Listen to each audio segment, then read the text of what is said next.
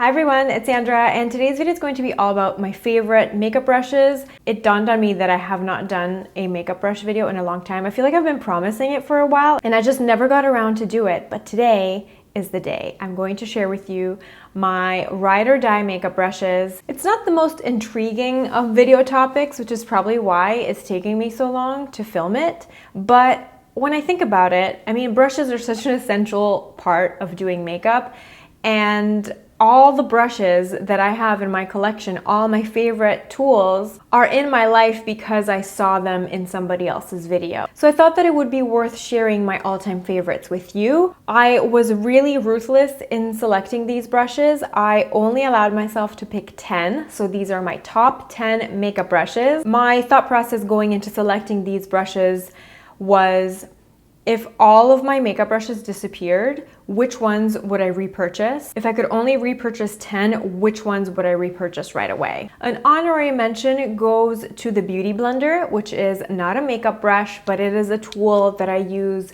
every single day. Even if I don't use it to apply my foundation, I love to use it to apply powder, to apply cream highlighter, to blend out cream blush. It is such an indispensable tool. I only ever use the standard size, but I am really tempted to buy the little one because I keep seeing Lisa Eldridge use it to apply concealer, and I am very, very intrigued. So let me know, do you have the micro Beauty Blender? Do you like it? Do you use it a lot? Is it worth it? Let me know if I should take the plunge. Let me know if I should buy it because I am considering it. Beauty blenders aside, let's talk my top 10 makeup brushes. I will start with eyeshadow brushes.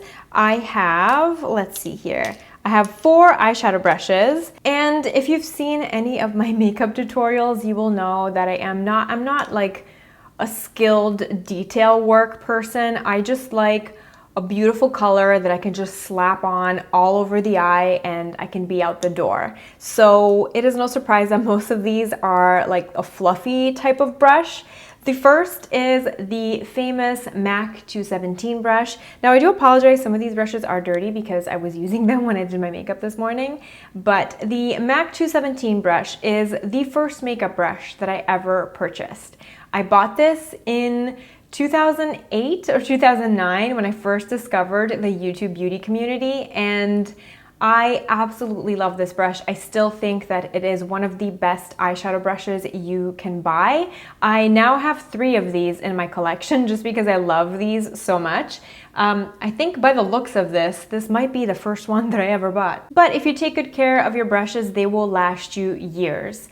This is an old brush, it's still going strong. It can lay down color and blend it out at the same time. The next brush is a Zoeva 221 brush. This is a more recent in my life. I've had it for the last year and a half, and I bought this to replace my MAC 224 brush. I used to love the MAC 224 brush. I was using it for years, but I found that in the last couple years, it just wasn't as soft as I would like. I found it to be quite scratchy, so I got this Zoeva brush to replace it, and this is so much softer. It is almost identical in shape, and it does what the MAC 224 brush did for me, which is just apply a very diffused color into the crease. But this is just so much softer. It doesn't feel scratchy at all. The next brush is also a MAC dupe, but it's by Zoeva. And this is very similar to the MAC 239 brush. I actually love this and the MAC 239 brush equally, but I don't have the MAC 239 brush with me right now. I have it at my place in Ann Arbor. So this is very similar to that. It's just a very flat brush that I like to use to deposit color to the eyelid. So if I'm working with a formula that has more of a highly metallic or really shimmery finish, I like to use this either dampened with a little bit of Max Fix Plus or just dry to kind of intensify the pigment on my eyelid. I also like to use this brush on my lower lash line as well if I'm in a rush. So this is really great for depositing color. The last eyeshadow brush that is indispensable for me is this little Laura Mercier brush. I don't hear too many people talk about Laura Mercier brushes. I guess it's not really the brand that you think of when you think of makeup brushes, but they have really, really great makeup brushes. And what I love about the Laura Mercier brushes is that she makes travel sizes of most of her brushes, and the travel sizes are just as good of a quality as the regular size brushes. I find that with some brands, namely MAC, when you get travel size brushes from MAC, they're not the same quality as the full size brushes. But I find that with Laura Mercier, the quality is the same. And this is the Laura Mercier crease brush. It is a lot more dense than the Zoeva crease brush that I showed before. So this is great if I want to really smoke out my outer corner. This is ridiculously soft. It never feels scratchy, and it just blends out and deposits color like a dream. I also really like this if I'm doing a really smoky lower lash line. This does such a great job at depositing that darker color and blending it out without making my eyes feel scratchy or irritated. Laura Mercier also makes a brush called the Ponytail brush that's like a large fluffy brush that I love to use clean just to kind of blend everything out if I want to do a more diffused blown out smoky eye. But I didn't show it today because I have to stick to 10, but that is another honorary mention if you're looking for a big brush to just blend everything out with. Now, moving on to face brushes, I will start with this brush, which you see me use probably in every single makeup application video that I do. This is the Sephora 57 Airbrush Pro Concealer Brush. I absolutely love this brush to apply concealer. This and the NARS Soft Matte Complete Concealer are a match made in heaven. It just applies concealer and blends it out so seamlessly. It never ends up looking heavy. It never ends up looking cakey. It just seamlessly blends it into the skin while adding the coverage that I need on any areas where I have hyperpigmentation. I would buy this brush time and time again. I actually have two of them. I have one that I keep in Ann Arbor as well. I cannot be without this. I have yet to meet somebody that does not like this brush, so I think that you will love it as well. The next brush is also something that I've talked about lovingly many times, and it's the Wayne Goss Airbrush. This is like a paw. It is so ridiculously soft. It's not too dense, and it's just the perfect brush to apply powder. I use this to apply powder underneath my eyes, just a tiny little bit of powder to set my concealer. I also like to use this with a loose powder in my T-zone. The fact that it's so soft and so delicate means that it just applies a hint of powder. Now that I'm more into just embracing my natural oils and embracing more natural glowy finishes, I'm not so much into powdering as I used to before. Before, I used to just go to town with a big kabuki brush and just coat my face in powder foundation, but times have changed. So now I have opted for a brush like this for my powder application, just targeted in the areas where I know that I get shiny, as well as underneath my eyes. This just gives you a kiss of powder. It never makes you look cakey, it never makes you look dry. It is so soft. It's truly a pleasure to use.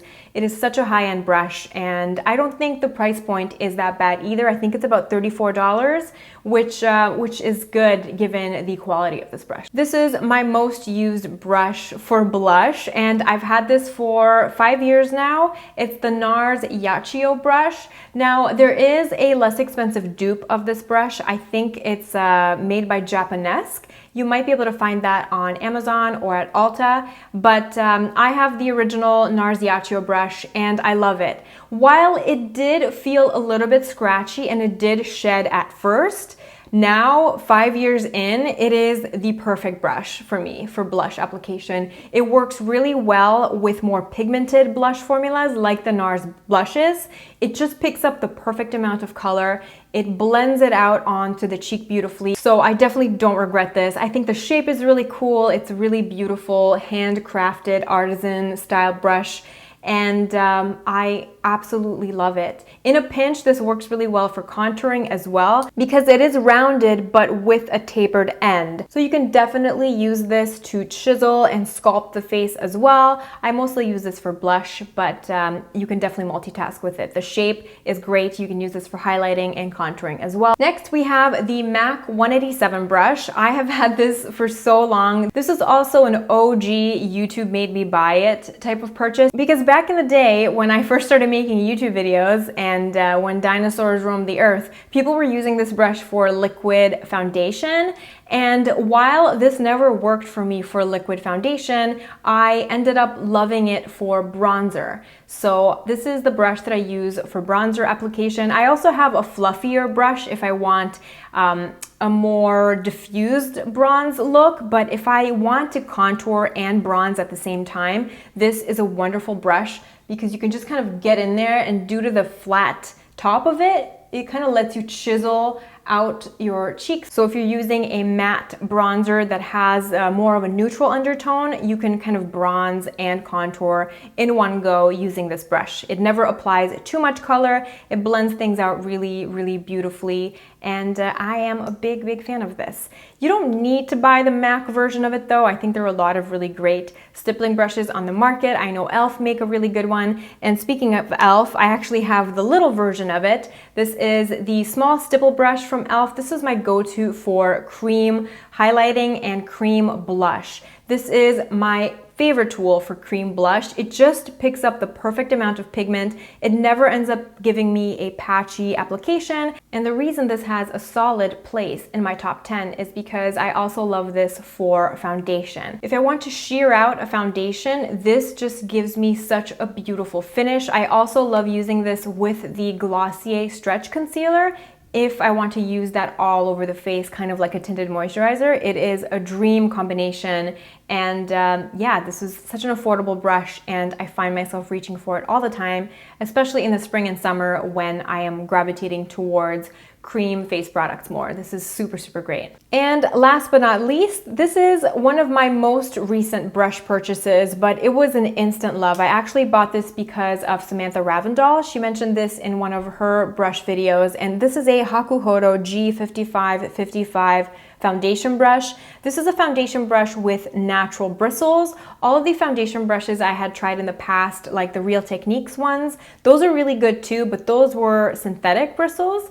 And for some reason, I find that the bristles, the way the bristles are cut in this brush, makes the foundation blend in a lot more seamlessly, and I never get streaks with this. With the Real Techniques and Zoeva synthetic foundation brushes, and even the Sigma ones that I was using before, I found that I had to work extra hard to kind of make sure that there are no streaks or anything, but with this brush, it just makes foundation application so seamless. And what I like to do if I'm getting ready for a special occasion, if I want my base to look extra flawless, I actually apply a very sheer layer of foundation with a Beautyblender first, and then I add coverage just in the areas where I need more coverage with this brush. I just kind of buff it in, and it gives a very beautiful, seamless, perfect result. I am a big fan of this brush, and this is pricey. Hakuhodo brushes are not cheap, but they wash really well, and if you take care of them, they will last you for like 20-25 years.